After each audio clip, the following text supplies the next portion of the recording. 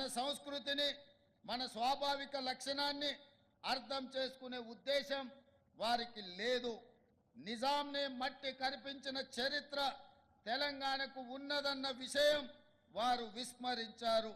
మీ బిడ్డగా తెలంగాణ గుండె చప్పుడు తెలిసిన వాడిగా అధికారంలోకి రాగానే సాంస్కృతిక పునరుజ్జీవనానికి నాంది పలికాము.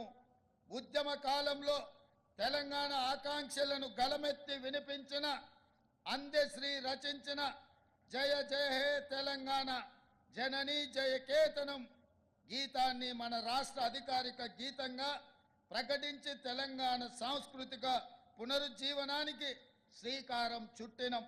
తెలంగాణ రాష్ట్ర సంక్షిప్త నామం టీఎస్ నుండి టీజీగా మార్చినం. ఇది కేవలం అక్షర మార్పు కాదు, ప్రజల ఆకాంక్ష తీర్పు. రాష్ట్ర పరిపాలన కేంద్రమైన సచివాలయంలో ఇటీవల తెలంగాణ తల్లి విగ్రహ ప్రతిష్టకు భూమి పూజ చేసుకున్నాం. డిసెంబర్ 9 నాడు మన తెలంగాణ తల్లి విగ్రహావిష్కరణ అంగరంగ వైభవంగా జరపబోతున్నాం. తెలంగాణ సాంస్కృతిక సారథి గద్దర్ పేరుతో సినిమా అవార్డులు ఇవ్వాలని నిర్ణయించాం. కోటిలోని మహిళా విశ్వవిద్యాలయానికి పోరాట యోధురాలు వీరనారి ఐలమ్మ పేరు పెట్టుకున్నాం. ఇలా ప్రతి ఆలోచనలో తెలంగాణ సాంస్కృతిక పూర్వ వైభవం దిశగా సాగిపోతున్నాం.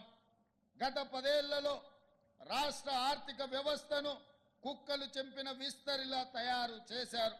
7 లక్షల కోట్ల అప్పు, ప్రతి నెల 6,500 కోట్ల మేర అసలు వడ్డీ కలిపి బకాయిలు చెల్లించాల్సిన పరిస్థితుల్లో మేం బాధ్యతలు స్వీకరించాం.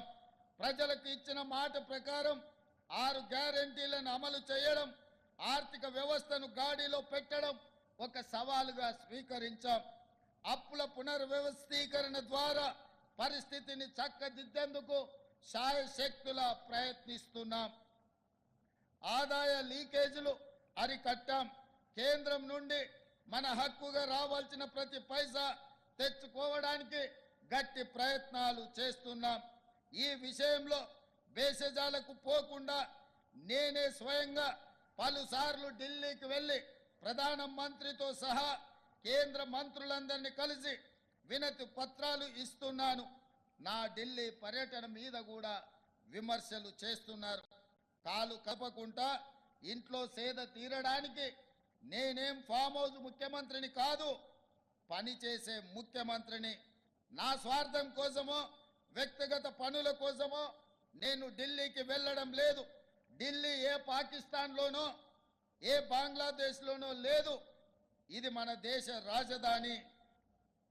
ఫెడరల్ వ్యవస్థ రాష్ట్రాలకు కేంద్రానికి మధ్య అనేక అంశాలు ఉంటాయి. రాష్ట్రం నుండి మనం పన్నుల రూపంలో కొన్ని లక్షల కోట్ల రూపాయలు కడుతున్నాము. అందులో మన వాటా తిరిగి తెచ్చుకోవడం మన హక్కు. ఆ హక్కుల సాధన కోసం ఎన్నిసార్లైనా ఢిల్లీకి వెళతాము. ఇటీవల 16వ ఆర్థిక సంఘం ముందు గట్టిగా మన వాదనలను వినిపించాం.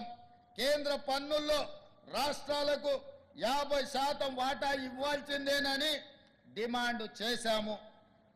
మన రాష్ట్రాన్ని ప్రపంచ వేదికపై ఫ్యూచర్ స్టేట్గా బ్రాండ్ చేస్తున్నాము. పెట్టుబడుల ఆకర్షణలో ఇదొక వ్యూహాత్మక ప్రయత్నం.